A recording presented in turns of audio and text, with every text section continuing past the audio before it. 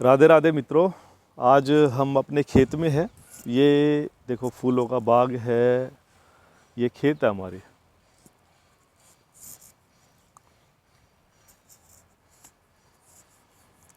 आज है ना, मेरे को खेत में घूमती दफ़ा ना एक बात याद आई। पेड़ काफ़ी लगे हुए हैं, फसल भी अच्छी है।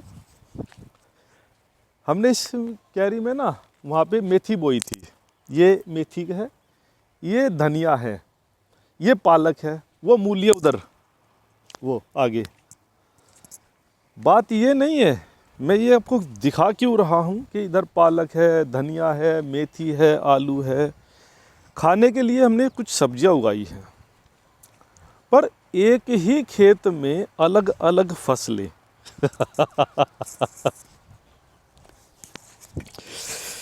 बीज, हमने जिस हिस्से में जो बीज बोया था वही फसल पैदा हुई। हमारे घर में हमारी जो औलाद है वो भी एक बीज रूपी है कि अलग अलग औलाद पैदा कैसे हुई। ये अच्छी है, ये बुरी है, ये ठीक है पढ़ने में, ये बुद्धू है। नहीं भैया, बीज क्या था?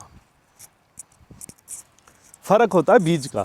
बीज बोया क्या था आप लोगों ने, वही फसल हुई। देखो इधर भी मेथी है और उधर गाय का चारा है। ये मेथी है, उधर गाय का चारा है।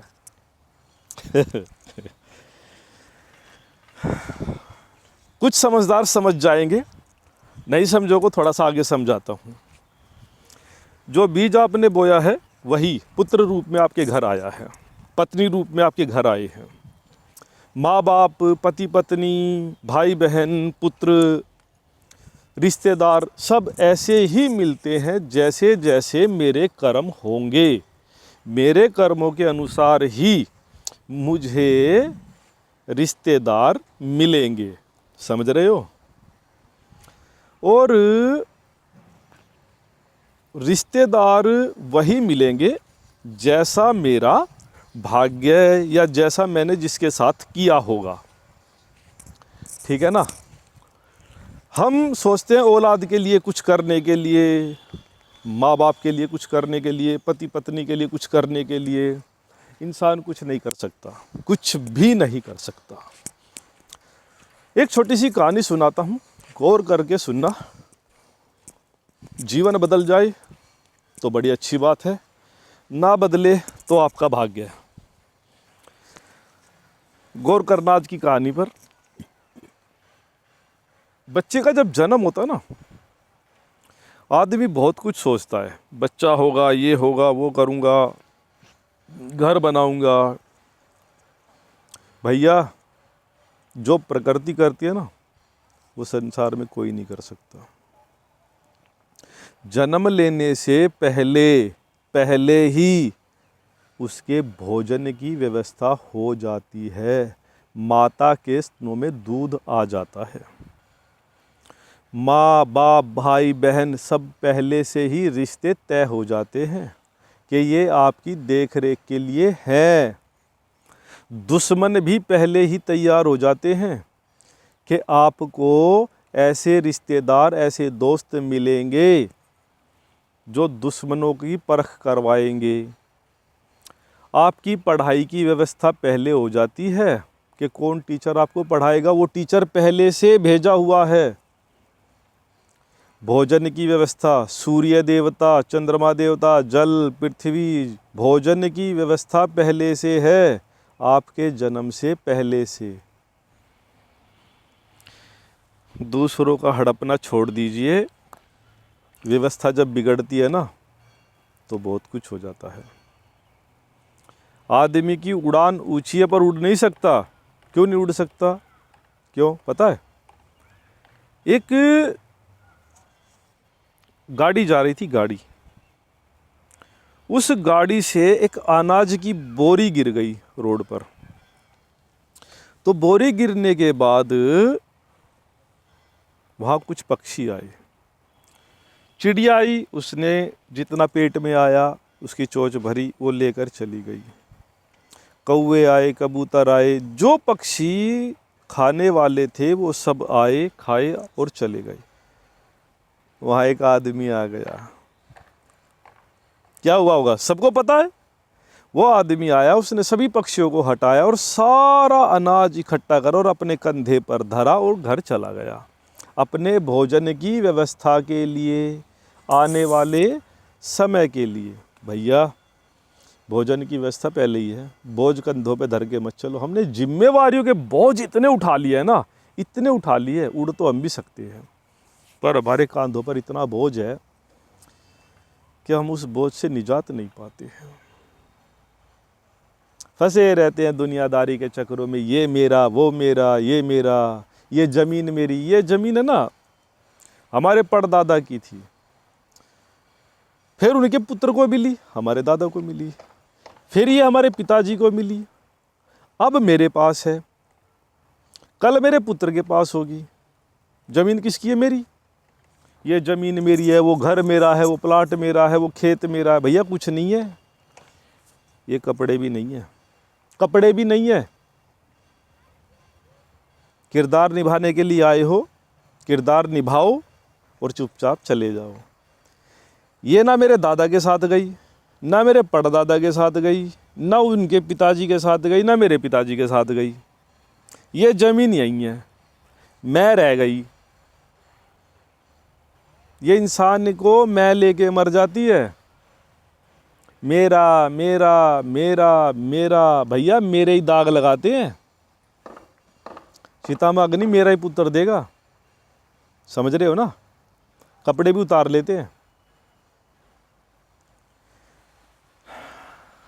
भाइयों से लालच मत करिए, दुनिया से लालच मत करिए, नहीं तो भुगतना पड़ जाएगा, कुछ साथ नहीं जाएगा। कर्मों का हिसाब ही साथ जाता है, अन्यथा कुछ साथ नहीं जाएगा, कुछ भी साथ नहीं जाएगा।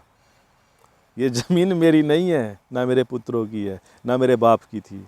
ये ज़मीन प्रकृति की है, प्रकृति की रहेगी। इसमें मेरे जैसे लाखों आदमी मिल चुके हैं, लाखों। रावण आया था, अत्याचार करता हुआ, ज़मीन हड़पता हुआ, मारा गया। क्या साथ लेके गया? सोने की लंका या सोना? कुछ साथ नहीं गया। दुर्योधन, सुई जितनी नोक की ज़मीन भी पांडवों को नहीं दूंगा। क्या हुआ? शकुनी को साजिश करते हुए, चालबाजियाँ करते हुए 44 से 45 साल से 50 साल लग गए। क्या हुआ? 18 दिन समूल विनाश। धरती यहीं रह गई, धरती यहीं रखी रह गई, कुछ साथ नहीं गया। ना शकुनी की चालबाजियाँ साथ गई, ना दुर्योधन की ज़मीन महल साथ गए। जिन पांडवों ने युद्ध किया, धर्म बचा, वो पांडव भी चले गए। इंद्रप्रस्थ बसाया था, दिल्ली हो गई। ठीक है जी, इंद्रप्रस्थ का जो उनका पांडवों का महल था वो खंडर हो गया। ठीक है, एक वो आया था फन्ने का अकबर, दिल्ली को लूटने, मर गया। क्या लेके गया? बाबर आया, हुमायूं आया, फलाना आया, ढीमका आया, युद्ध करते रहो, लड़ते रहो, भाइयों की ज़मीन को हड़पते रहो, साथ कुछ नहीं जाएगा, बुराई साथ जाएगी। ठीक है ना, कुछ साथ नहीं जाएगा। मैं उधर था चित्तौड़गढ़ के किले में, भी घूम के आया हूँ कुछ दिन पहले। खंडर हो रहा है, हजारों आक्रांताओं ने युद्ध किया चित्तौड़गढ़ के किले के ऊपर, कोई जीत नहीं पाया। पर कमाल की बात है, कोई साथ लेके नहीं जा पाया। ना वहाँ रहने वाले, ना युद्ध करने वाले, ना लुटेरे, ना राजा। प्रकृति का नियम है, खाली हाथ जाए थे, खाली हाथ जाओगे। विनाश काले विपरीत बुद्धि। सबके सर पर मौत मंडरा रही है, रिटर्न टिकट कन्फर्म है, बचेगा कोई नहीं। चलती चक्की देख के दिए कबीरा रोए, दो पाठन के बीच में साबुत बचा ना कोई, कोई साबुत नहीं बचेगा यहाँ। इस प्रकृति के बीच में, आकाश और धरती के बीच में जो इंसान आया वो ख़त्म।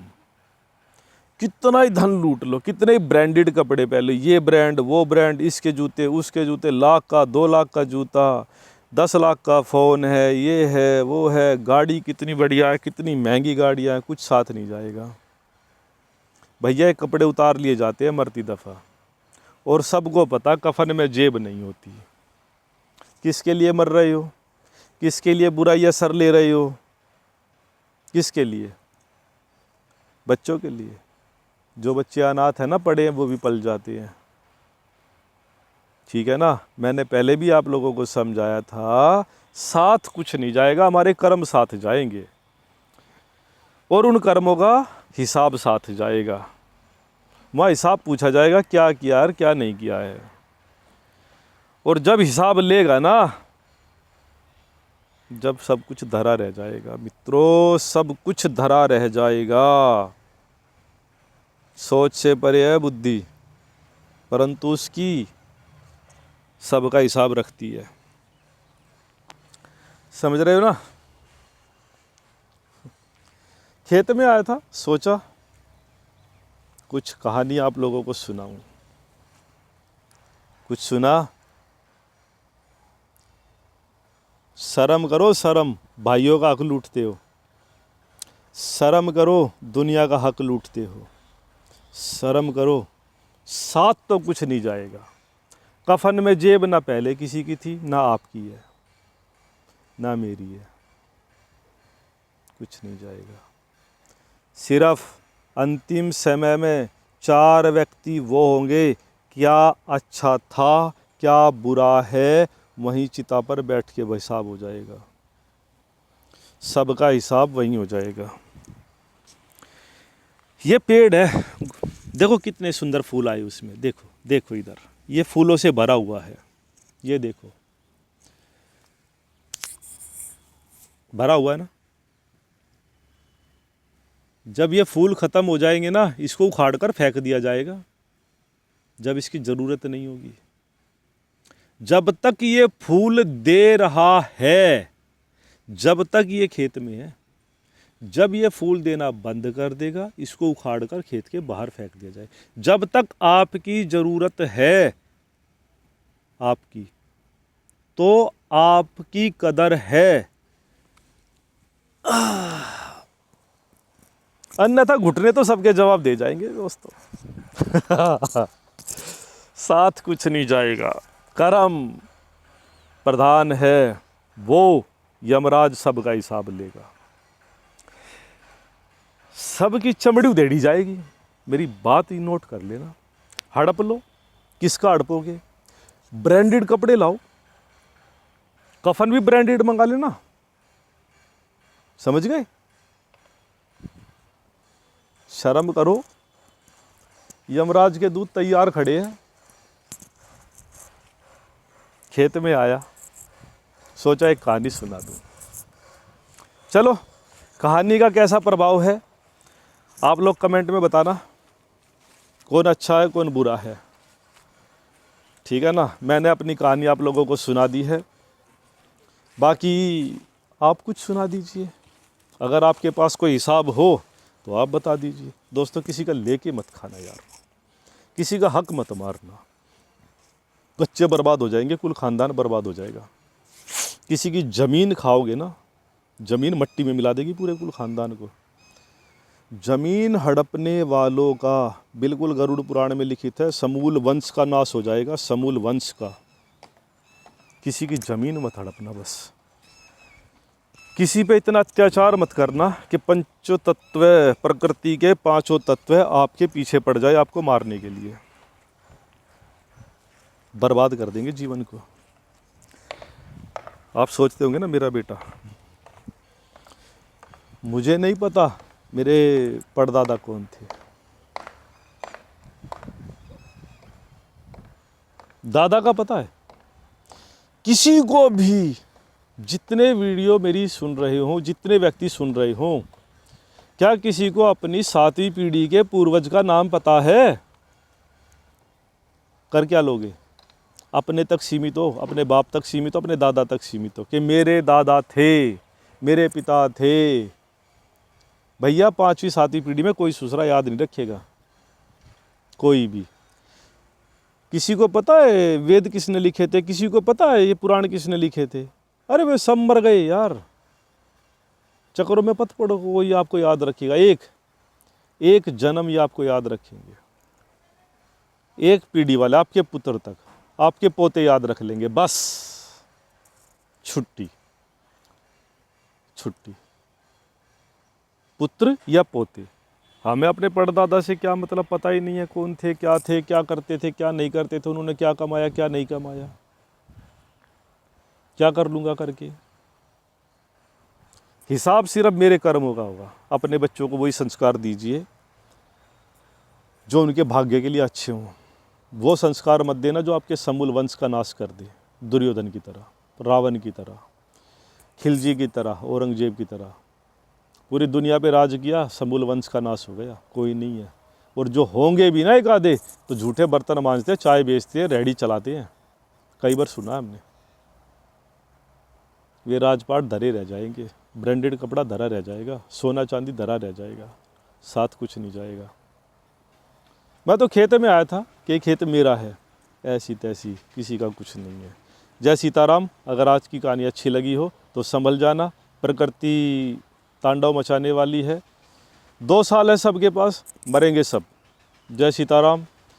अच्छे कर्म कमाइए, अच्छे संस्कार कमाइए, भगवान भली करेगा। मरता अच्छा भी है, मरता बुरा भी है, परंतु कर्म साथ जाते कि अच्छा व्यक्ति था, बुरा व्यक्ति था, बस।